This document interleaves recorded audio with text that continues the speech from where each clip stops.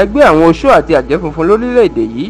the White Witches and Wizards Association of Nigeria, wọ́n ti kí ààrẹ tí wọ́n ṣẹ̀ṣẹ̀ dìbò yàn aṣíwájú Bọ́lá Ahmed Tinubu káàbọ̀ padà sí Nàìjíríà lẹ́yìn ìsinmi olóṣù kan, tí wọ́n sì ní àwọn ti bẹ̀rẹ̀ ètùtù láti fọ ìlú Àbújá tí yóò máa gbé, tí yóò tún ti ṣèjọba mọ́ láti jẹ́ kí ibẹ̀ kó tura fún un láti lè rí orílẹ̀-èdè Nàìjíríà tún ṣe. Ẹ ó rántí pé lọ́dún tó kọjá ní ẹgbẹ́ àwọn oṣó àti àjẹ́ kéde lẹ́yìn tí wọ́n ṣe ìpàdé ní ìlú Ìlọrin tó jẹ́ ìlú àwọn àfáà nípínlẹ̀ Kwara àti èyí tó tún ṣe ní ìlú Ọ̀fà, wípé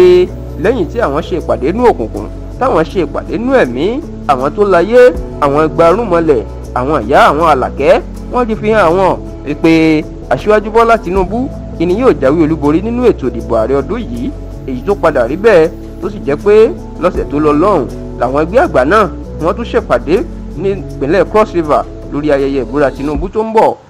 Lẹ́yìn ìpàdé àwọn ẹlẹ́yẹ yìí, agbẹnusọ wọn olóyè Òkú Ẹ̀bọ́ì ní kí gbogbo ẹni tó bá ń gbèrò aburú tàbí gbèrò láti da ayẹyẹ ìbúra Tinubu tí kò ju ọ̀sẹ̀ mẹ́ta lọ mọ́ báyìí lọ jáwọ́,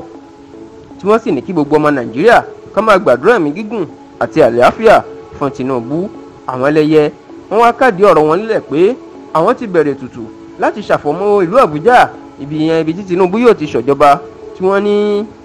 yóò tún ṣe àṣeyọrí pẹ̀lú ètùtù táwọn ń ṣe. Kódà wọn láwọn ti ń dúró dè sí ìlú Àbújá, tí wọ́n sì ní kó fọkàn balẹ̀ pé dídígbí ni làwọn ẹlẹ́yẹ wà lẹ́yìn ẹ̀, wípé kò ní jábọ́, yóò sì rí ìjọba ṣe. Àwọn ẹgbẹ́ àgbà yìí wọ́n wá káàdì ọ̀rọ̀ wọn nílẹ̀ nípa pé ránṣẹ́ sí olùdíje fún ipò gómìnà tìpínlẹ̀ Kogi lábẹ́ ẹgbẹ́ òṣèlú PDP, ìyún sẹ́nẹ́tọ̀ Dino Melaye, wípé bó bá fẹ́ jáwé olúborí nínú ètò ìdìbò oṣù kọkànlá ọdún yìí, ó gbọ́dọ̀ wá rí àwọn ní kíákíá, nítorí àwọn ẹlẹ́yẹ fẹ́ rí Dino Melaye, àwọn ẹlẹ́yẹ fẹ́ bá a jíròrò, àwọn ẹlẹ́yẹ fẹ́ bá a ṣèpàdé, àwọn ẹlẹ́yẹ sì fẹ́ sọ àwọn nǹkan tí yóò ṣe tí yóò fi di gómìnà ìpínlẹ̀ Kogi lóṣù kọkànlá ọdún yìí.